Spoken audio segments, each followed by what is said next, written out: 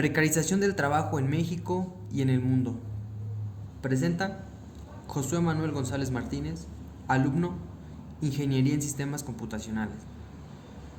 La precarización laboral o precarización del trabajo actualmente representa un problema social a nivel mundial.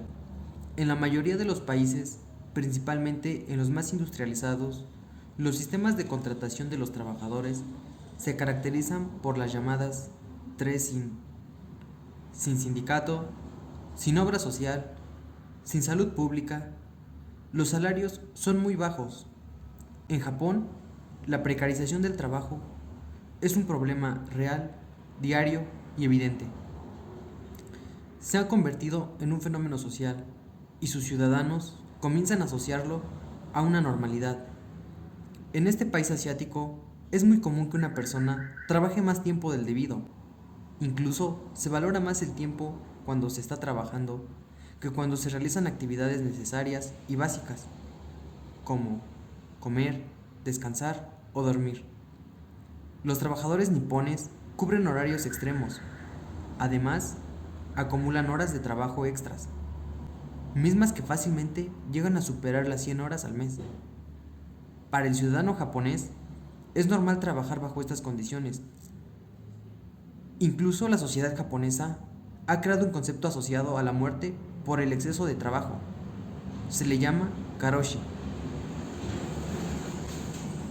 La precarización laboral es un fenómeno que viene pasando en nuestras sociedades hace años, quizá décadas, resultado de un cambio en el sistema político y económico en los años 80, mismo que logró modificar la reglamentación laboral y recortar los derechos laborales de los trabajadores, derechos que tardaron décadas y una gran lucha colectiva de la clase trabajadora para conseguirse tras años de lucha. Condiciones para el trabajador, como ser contratado y ser despedido, las jornadas laborales, la diversidad de tareas, remuneraciones o salarios, son algunos de los aspectos que se han modificado y demuestran un cambio generacional. La precarización del trabajo implica un cambio en la relación empleador-empleado para el beneficio único del empleador. Aguinaldos, vacaciones, planes estatales y de gobierno para un retiro o pensión, obra social o asistencia médica y de salud, pagos de horas extra y derecho a la sindicalización son derechos que han sido desgastados y marginados casi hasta su desaparición. Es un hecho que en la actualidad se trabaja en peores condiciones que en el pasado. Un ejemplo es el trabajo informal y las nuevas formas de asociaciones de trabajo con plataformas digitales como Uber, Didi, Cabify, Rappi, entre otras. Economistas en todo el mundo refieren que la precarización del trabajo y el trabajo informal ha ido creciendo a través de las décadas. Si comparamos cifras en el tiempo, en 1970 el 10% de la población trabajaba bajo condiciones precarias. Para 1990, el 28% de la población es considerada con un trabajo precario, mientras que en 2019 y 2020 el 35% de la población, o una tercera parte, es considerada como un trabajador precario. Cuando se habla de precarización del trabajo, parece utópico el momento en el que estamos viviendo.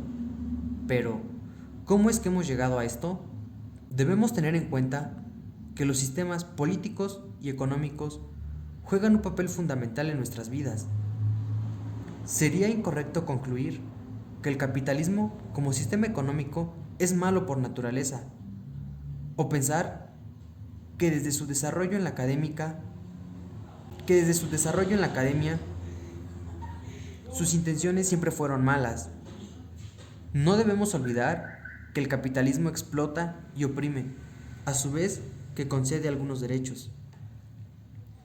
Estados Unidos e Inglaterra, al implementar reformas sociales, políticas y económicas, conocidas como el neoliberalismo en los años 80 y, y consecutivamente llegando a Latinoamérica a través de Chile por el impulso económico de los Estados Unidos y su régimen militar.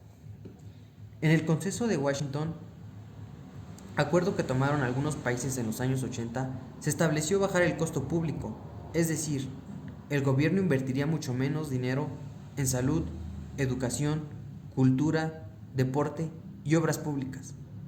Privatizar empresas estatales, liberar la economía y precarizar los contratos de trabajo fueron algunos puntos tratados en el Consenso de Washington.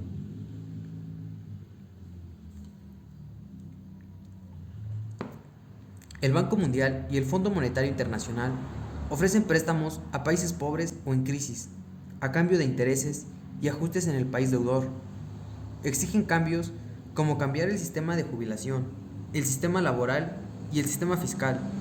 Todas estas acciones atacaron las conquistas en materia de derechos laborales y de los trabajadores, mismas que costaron décadas en su lucha y en su aprobación.